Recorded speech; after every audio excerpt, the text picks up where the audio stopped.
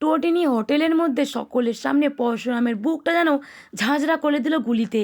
হ্যাঁ বন্ধুরা, পরশুরাম ধারাবাহিকে আজকের পর্বে দেখানো হয়েছে নন্দিনী যে জাল পেতেছে টোটিনিকে ফাঁসানোর জন্য, সে কথা কর্ণ চ্যাটার্জির সঙ্গে সবটাই শেয়ার করে। এদিকে তখন জিৎ মুখার্জি এসে হাজির হয় তার কাছে।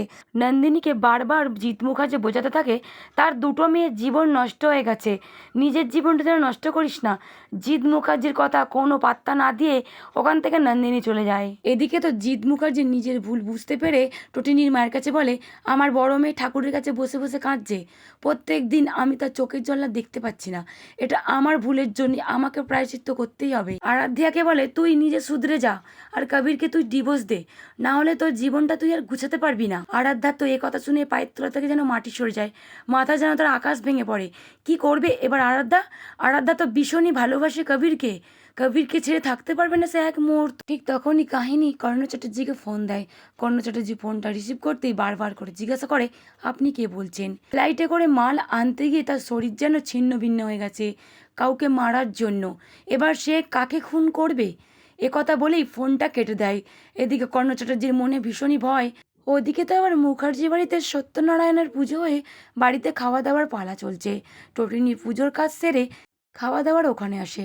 ভূমি আর টোটিনির মা মিলে খাওয়া দাওয়ার দিকটা দেখছে। ঠিক তখনই লাট্টু মগে করে জল নিয়ে এসে সকলকে পরিবেশন করে। এদিকে নন্দিনী টোটিনিকে পিঞ্চ করে কথা বলে, কারণ তাদেরকে মাটিতে বসিয়ে খাওয়াচ্ছে যে। ঠিক তখনই ওখানে আসে পরশুরাম। পরশুরামকে দেখে ভীষণই রেগে যায় মুখার্জি বাড়ির পুরো পরিবার। হঠাৎ করে এই সময় পরশুরামকে দেখে পায়ের তলা থেকে যেন তাদের মাটি সরে যায়, কি বলবে কিছুই বুঝতে পারছে না। ঠিক তখনই নন্দিনী বলে ওঠে, চলে এসছেন অন্ন ধ্বংস করতে, এতদিন তো বাচ্চাগুলোকে রেখে গেছিলেন, এখন স্বয়ং নিজে এসছে। মুখার্জি বাড়িতে নন্দিনীকে উচিত শিক্ষা দেয় পরশুরাম। বলে, আপনি যে টাকাগুলো ইনকাম করছেন সেগুলো সবটাই কালো টাকা, আপনি কি ট্যাক্স দিচ্ছেন? ঠিক তখনই কবির চিৎকার করে পরশুরামকে জোর গলায় বলে, আপনি আপনার লিমিট ক্রস করবেন না।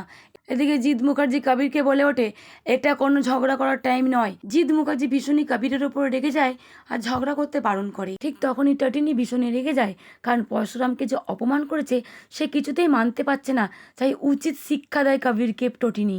জিৎ মুখার্জি টটিনির সঙ্গে ঝগড়া করতে বারণ করে আরাধ্যাকে। ঠিক তখনই ত্রিপর্ণা বলে ওঠে, তোমার কি হচ্ছে, তুমি কেন এরকম করছো, টটিনি কে হয় তোমার?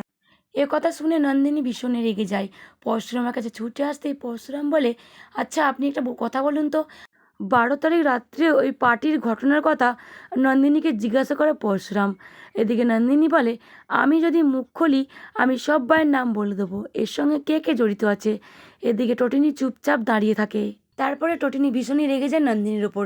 নন্দিনী যে কাজ করেছে টটিনির সঙ্গে, সব ফাইলপত্র পুড়িয়ে দিয়েছে, সে কথা টটিনি বারবার করে নন্দিনীকে বলতে থাকে। নন্দিনী ভীষণই রেগে যায় টটিনির ওপর।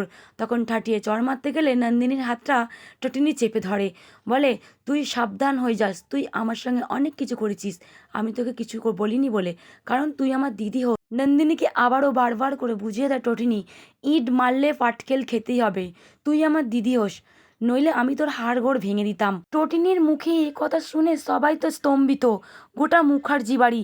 এদিকে পরশুরাম তো অবাক চোখে তাকিয়ে আছে টটিনির দিকে। টটিনির একই রূপ, এত ভয়ঙ্কর রূপ আগে তো কখনো দেখেনি পরশুরাম। নন্দিনী যে ফাঁসিয়েছে টটিনিকে আজও সেটা জানতে পারিনি। ওই র্যাকেটের মধ্যে টটিনির নাম দিয়েছে নন্দিনী। কলকাতায় যেখানে বড় বড় মাফিয়ারা থাকে সেখানে নন্দিনী মুখার্জিকে দেখা গেছে, সে কথা পরশুরাম বলে। টটিনি বলে, আমার বর যেটা জিজ্ঞাসা করছে সেটা তুই ভালোভাবে বলে দে সবটাই, আজকাল তোকে ওই পার্টিতে দেখা যায় গব্বর শীতলের সঙ্গে। নন্দিনী কিছুতেই মুখ খোলে না পরশুরামের কাছে, উল্টে পরশুরামকে একটা ধাঁধা দেয়, কে এই মেন র্যাকেটের মাস্টার মাইন্ড, তাকে খুঁজে বের করতে বলে পরশুরামকে। আর টটিনিকেও জানিয়ে দেয় যে তোদের আর এই 7 দিন আছে বিবাহ সম্পর্ক, তারপরে তুই হাজবেন্ডকে ডিভোর্স দিয়ে এই বাড়িতে এসে উঠবি, বাপের হোটেলে খাবি। নন্দিনীকে বারবার পিঞ্চ করে কথা বলে, সকলের সামনে সবসময় ছোট করে, কারণ সে শিবপ্রসাদকে বিয়ে করেছে বলে তার কম উপার্জন। ঠিক তখনই ওপর থেকে নন্দিনীর বাবা সত্যজিৎ মুখার্জি নেমে এসে আজকে উচিত শিক্ষা দেয় নন্দিনীকে। টটিনি বারবার করে পরশুরামকে জানিয়ে দেয় আমার হয়ে কেসটা লড়তে, কারণ আমি কোনো ক্রিমিনাল নয় বা কোনো র্যাকেটের সঙ্গে যুক্ত নয়, আমাকে ফাঁসানো হচ্ছে। এদিকে নন্দিনীরা শীতল নন্দিনী কাহিনী কর্ণ চ্যাটার্জি গব্বর টটিনিকে টোপ করেছে, টটিনি টোপটা গিললেই সব কিছু ক্লিয়ার হয়ে যাবে। এদিকে নতুন আর একটা খলনায়িকার এন্ট্রি, সে কিনা পুরোপুরি টটিনির মতো দেখতে, তবে কি সে আসল টোটেনি? এর মধ্যে সকলের সঙ্গে ড্রিঙ্ক করে এদিকে তো পরশুরাম নিয়েছে ছদ্মবেশ।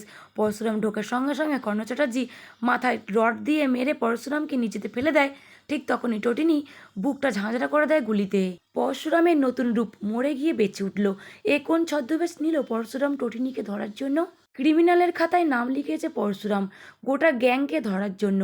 তবে কি বন্ধুরা ধরতে পারবে পরশুরাম? যদি এমনটা হয় আপনাদের কেমন লাগবে অতি অবশ্যই কমেন্ট করে জানাবেন।